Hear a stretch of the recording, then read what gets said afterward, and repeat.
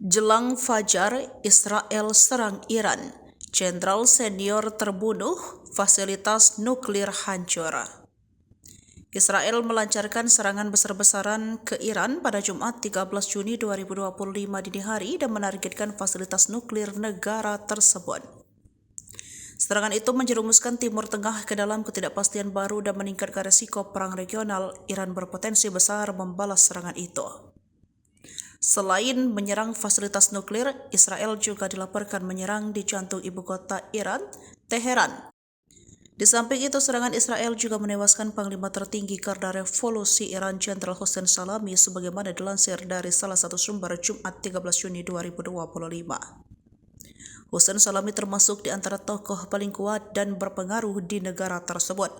Perdana Menteri Israel Benjamin Netanyahu mengatakan serangan tersebut diberi nama Operasi Rising Lion dan menargetkan apa yang disebut Israel sebagai jantung program rudal balistik Iran. Serangan tersebut menyasar fasilitas pengayaan uranium utama Iran di Natanz serta ilmuwan nuklir Iran. Netanyahu menuturkan serangan terhadap Iran tersebut akan berlangsung selama beberapa hari.